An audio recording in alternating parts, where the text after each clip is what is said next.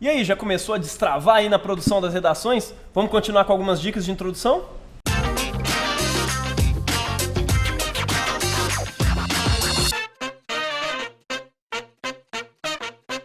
Gente, bom dia, boa tarde, boa noite. Eu sou o professor Jaime Sepulcro e você está na oficina de linguagem do programa Jovem Independente e a gente vai continuar dando aqui algumas dicas a respeito de como introduzir um texto, tá? Formas de introduzir um texto, uma redação para o Enem, uma redação de modo geral, tá ok? Lembrando que se trata de um texto dissertativo argumentativo, ou seja, aquele texto onde você está defendendo uma opinião, beleza? Bora lá para a segunda, terceira, quarta, quinta dica. Vamos lá então, quinta dica sobre como você pode começar a sua redação do Enem. Você pode começar fazendo uma referência histórica que tem impacto no presente e, é claro, que tenha uma relação aí com o tema que você está tratando. Inclusive, fazendo isso, você demonstra interdisciplinaridade, ou seja, conhecimento diversificado de disciplinas. Você demonstra que você não sabe lá só de português, você sabe de história também, você sabe de geografia também, sabe de matemática também. Quanto mais áreas do conhecimento você conseguir cruzar aí na sua escrita, melhor. É claro que você não vai inventar moda na hora e trazer como é que a matemática se relaciona aqui com o racismo e tal. Não, não é fazer isso. Que conhecimentos que você pode trazer ali na hora? Você vai trazer conhecimentos que forem necessários. E normalmente a história está bastante relacionada com os temas que o Enem traz. Por quê?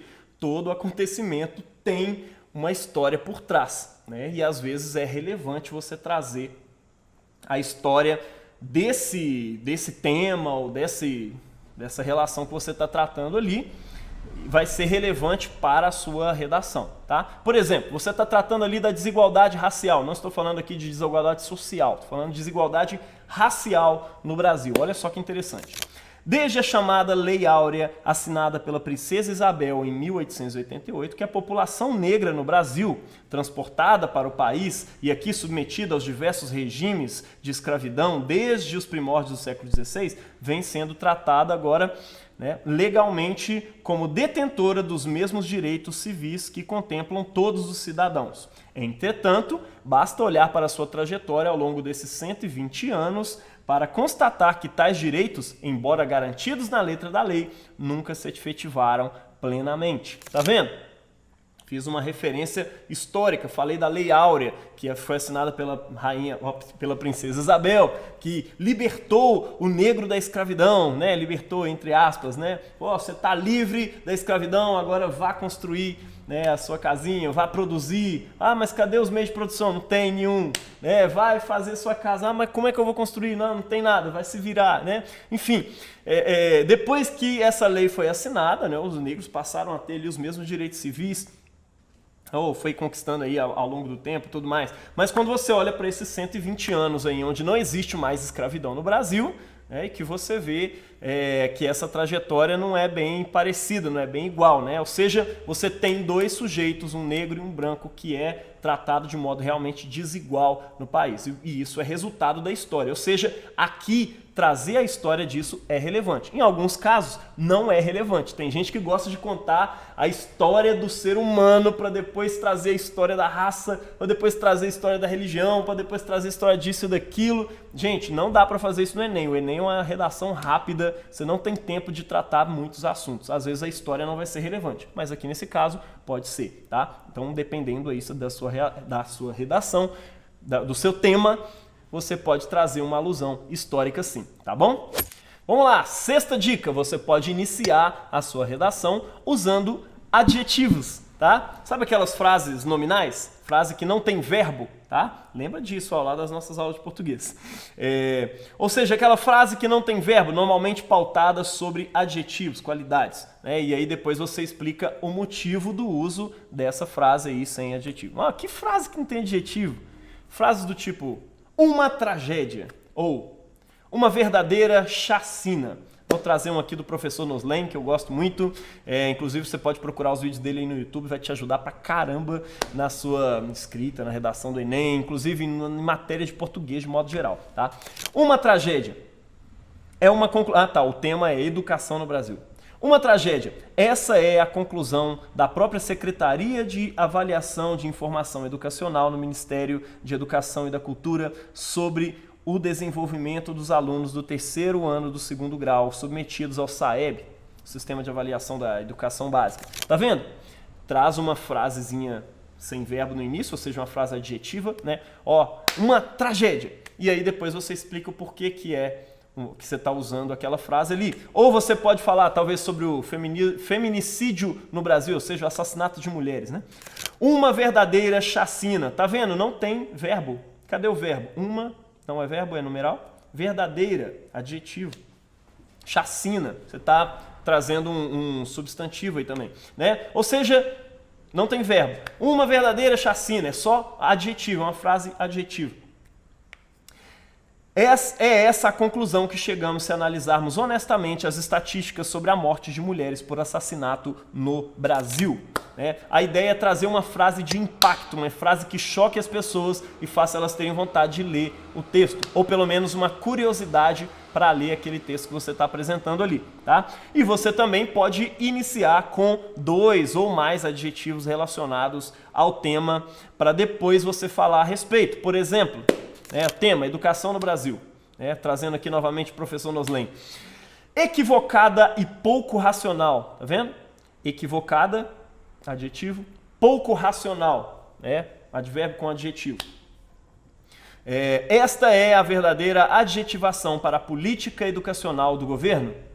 Ou talvez você pode trazer assim: independente, universal, porém pouco efetiva, viu? Não teve verbo, é sempre adjetivo, né? Independente, universal, porém pouco efetiva.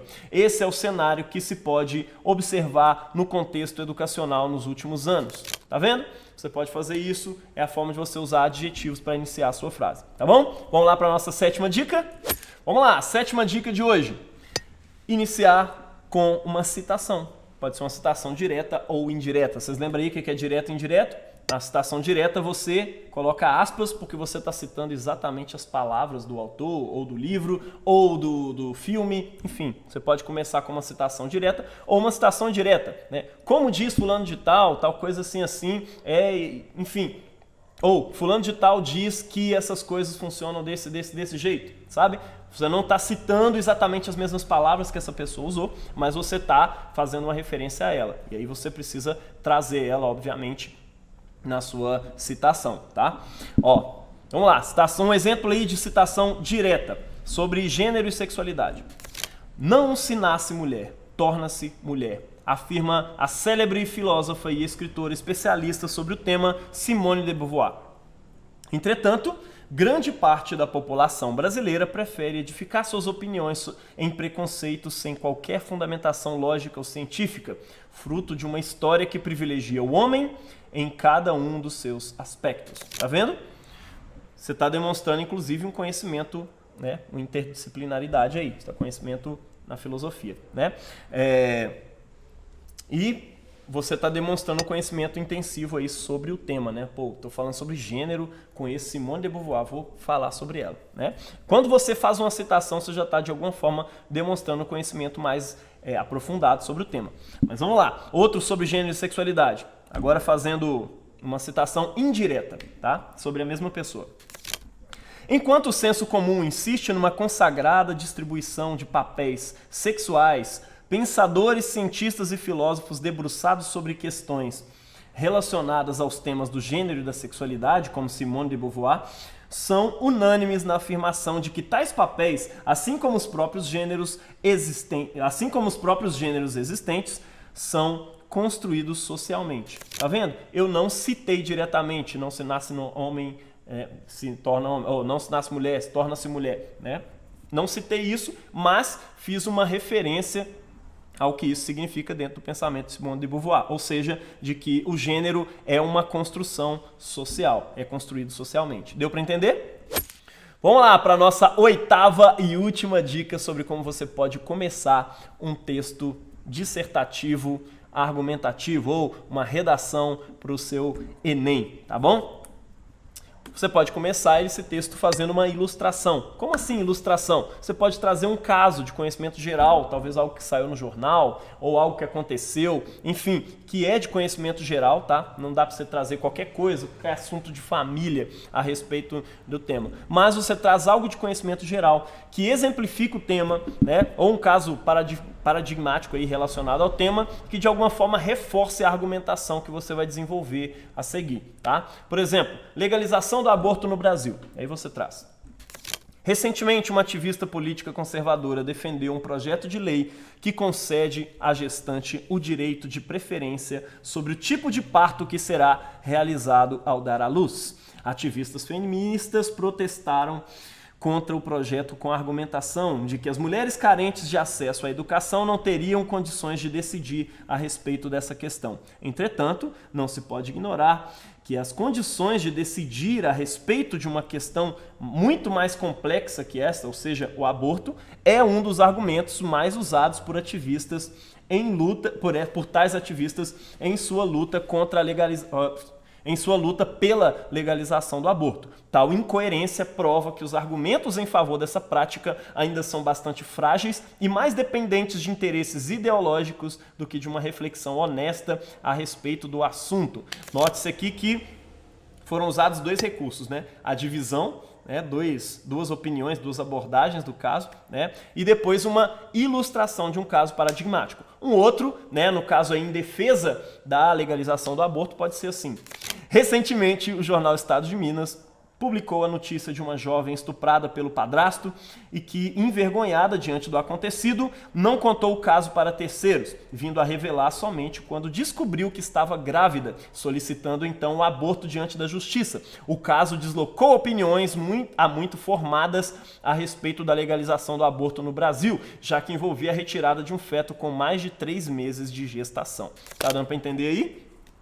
Apresentei um caso que é paradigmático e a partir desse caso eu vou entrar discutindo em defesa, né, ou em ataque, né, eu posso ir contra a legalização do aborto, trazer ali argumentos, né, e aí a gente vai ver nos próximos vídeos como você desenvolve argumentos, tá? Aí eu vou desenvolver argumentos contra ou a favor e por fim trazer uma conclusão. Massa? E aí, curtiram o vídeo? Não esquece de curtir, de compartilhar com os manos, com as minas, com as monas, com todo mundo. Comenta aí se você tiver alguma dúvida que a gente vai te responder, tá? E é isso aí. Até o próximo vídeo. É nóis, valeu!